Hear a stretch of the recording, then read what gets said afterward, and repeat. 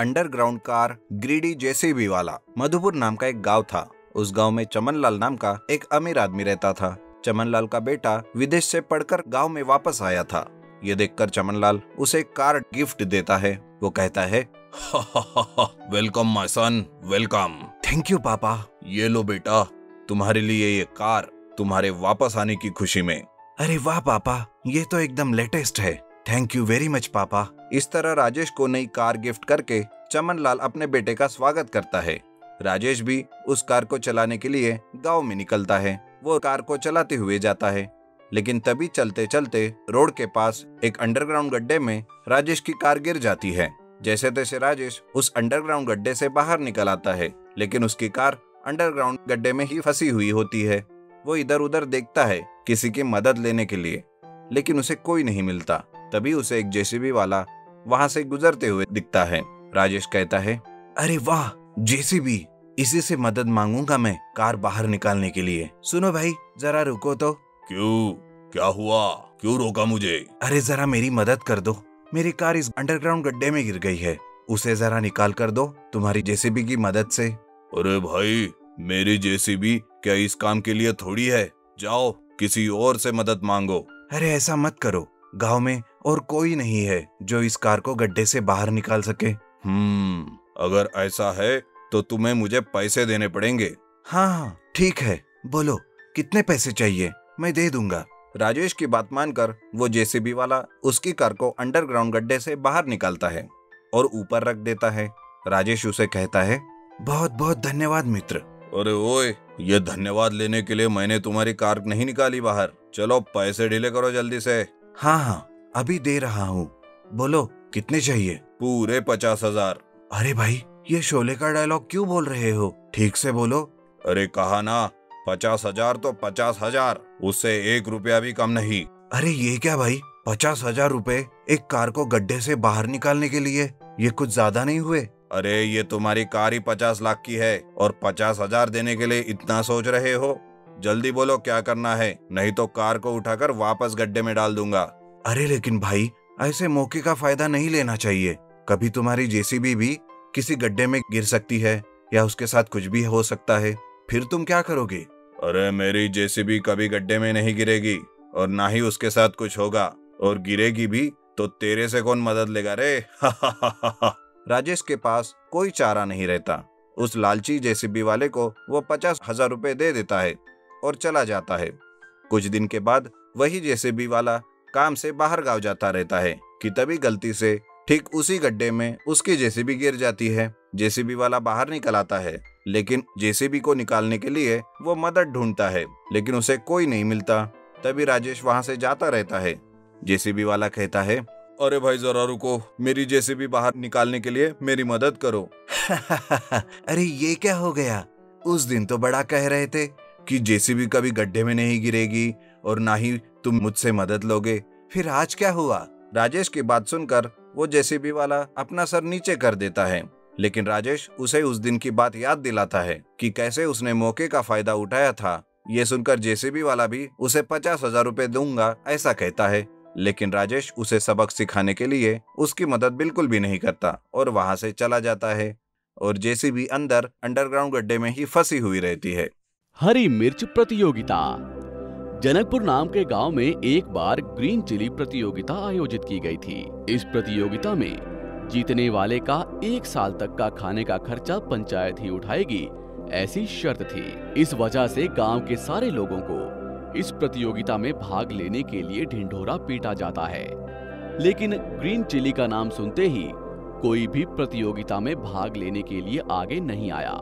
तो इस वजह से पंचायत इस प्रतियोगिता को रोकने की सोच रही थी कि तभी लंबू और जंबू नाम के 2 आदमी वहां आते हैं। हे गांव के पंचू, इस प्रतियोगिता में हम भाग लेंगे, क्यों जंबू, क्या कहते हो? लंबू, गांव के पंचो, हम इस प्रतियोगिता में भाग लेंगे। दोनों को प्रतियोगिता में भाग लेने के लिए गांव के पंच मंजूरी देते हैं। भीम के जैसे दिख रहे इन दोनों को देखकर गांव के पंच प्रतियोगिता में कुछ छोटे से बदलाव करते हैं। एक और टेबल को रखकर उस पर ग्रीन चिली रखते हैं। उससे थोड़ी ही दूरी पर, लगभग आधा किलोमीटर की दूरी पर दूसरा टेबल लगाकर उस पर अंडे रखते हैं। अंडे का नाम सुनते ही लंबू जंबू के मुंह में पानी आ जाता है कि तब वो मन ही मन खुश हो जाते हैं। सुना है क्या जंबू, अंडे भी हैं? है सुना है लंबू, आज हमारा अंडों का त्योहार है। ये सोचकर दोनों खुश हो रहे थे कि पहले मिर्ची खाना है, उसके बाद भागते हुए जाकर अंडा खाना है। इस तरह 5 मिनट में कौन कितने ज्यादा खाएगा वही विजेता होगा। और पंचायत के अनुसार विजेता को 1 साल तक का भोजन पंचायत ही देगी। तुरंत लंबू कहता है, अब 5 मिनट का वक्त नहीं, 10 मिनट का समय रखिए। समय बढ़ाने की बात क्यों कर रहे हो? अरे ज्यादा समय मिला तो हम लोग ज्यादा अंडे खा सकते हैं। अंडे के साथ साथ मिर्ची भी खानी है, ये मत भूलो। वैसे खाते वक्त ये भागने की प्रतियोगिता क्या है? इन पंचों को बिल्कुल भी अक्ल नहीं है। अगर वही होता तो वो हमारे शरीर को देखकर थोड़े ना प्रतियोगिता के लिए मान जाते। सही है, वैसे उनकी प्रतियोगिता, उनकी मर्जी, उनके असूल और साथ ही साथ हमारी होशियारी हम चलाएंगे। मालूम है ना क्या करना है? लंबू के बताए अनुसार समय को बढ़ाना नामुमकिन है। पंच ये बोल देते हैं। अंडों के टेबल के पास लंबू खड़ा हुआ था और मिर्ची के टेबल के पास जंबू। पंच विसल बजाकर प्रतियोगिता को शुरू करते हैं। लंबू जल्दी जल्दी 2 अंडे खाकर भागने लगता है और मिर्ची के टेबल के पास आता है। क्योंकि उसने 2 अंडे खाए थे तो उसे अभी 2 मिर्चियां खानी हैं। अगर उसने नहीं खाई तो जंबू को विजेता घोषित कर दिया जाएगा, कहकर पंच ऐलान करते हैं। ये बात सुनकर जंबू अपने मन में सोचता है, अब आया ऊंट पहाड़ के नीचे। 1 मिर्ची खाकर ही मेरी ये हालत हो गई है। अगर 2 मिर्ची ये खाएगा तो इसे तो दिन में ही तारे दिखाई दे जाएंगे। ये सोचकर वो मुस्कुराने लगता है और अंडों के टेबल के पास आता है। गांव के मुखिया के बताए अनुसार लंबू 2 मिर्च खाकर वहां से भागने लगता है। 2 मिर्च खाने की वजह से लंबू की आंखों से पानी निकल रहा था। जंबू अंडा खाकर तुरंत मिर्ची की ओर भागता है। लंबू के टेबल के पास आता है।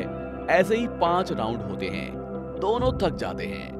मिर्ची की जलन की वजह से आंखों से पानी निकल रहा था। उन दोनों को प्यास लगने लगी।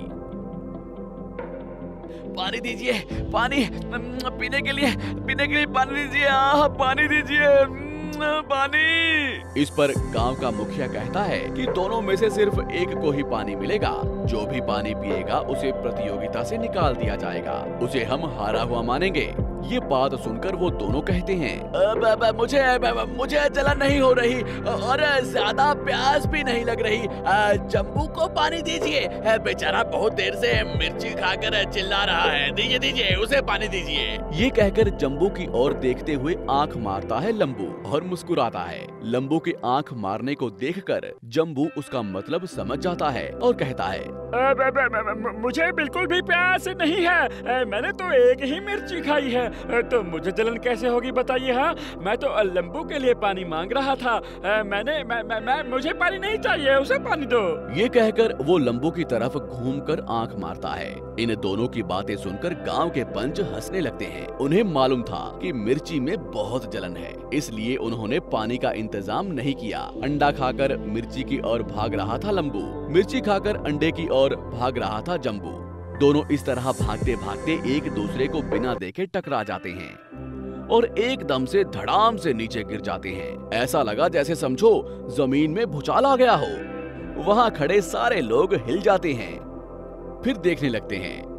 नीचे गिरे दोनों में से लंबू की नाक पर चोट लग जाती है। उसकी नाक पर सूजन आ जाती है। जंबू को मुंह पर चोट लगती है। चेहरे से खून बह रहा था। दोनों अपने घावों को नजरअंदाज करते हैं। उठकर झट से अंडों की ओर भागता है जंबू और मिर्ची के पास आता है लंबू। अब बस 1 मिनट का ही वक्त था। 10 अंडे थे और 10 मिर्चियां। कौन जीतेगा ये देखना है। नीचे गिरने की वजह से लंबू की नाक सूज गई थी और जंबू का चेहरा पूरी तरीके से घायल हो गया था। दोनों अपने घावों को नजरअंदाज करते हुए उस प्रतियोगिता को जीतने के लक्ष्य में थे।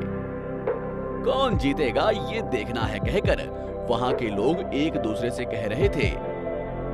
अंडों को देखते हुए अपने पेट को सहलाते हुए ये सोच रहा था जंबू, बाप रे, पेट भर गया है। 1 मिनट का वक्त है। अगर मैंने नहीं खाया तो लंबू जीत जाएगा। अगर मैंने खा लिया तो मेरे पेट में दर्द होगा।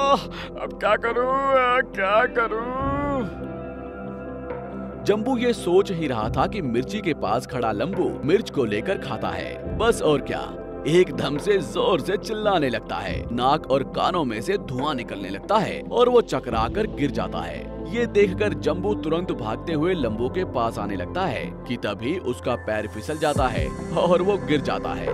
मुंह में रखा हुआ अंडा बाहर आ जाता है। ये देख गांव का मुखिया कहता है, 5 मिनट का वक्त खत्म हो गया है। कोई भी इस प्रतियोगिता में नहीं जीता। इस वजह से इस प्रतियोगिता को यहीं पर रोक दिया जाता है। ये कहकर लंबू और जम्बू दोनों को बैलगाड़ी में डालकर उनके गांव भेज देते हैं। कभी कभी ज्यादा होशियारी भी आपको महंगी पड़ जाती है। आपको हमारी ये कहानी कैसी लगी हमें कमेंट बॉक्स में जरूर बताएं। और यदि आप ऐसी ही और भी कहानियां सुनना चाहते हैं तो हमारे चैनल को सब्सक्राइब करना ना भूलें। शुक्रिया।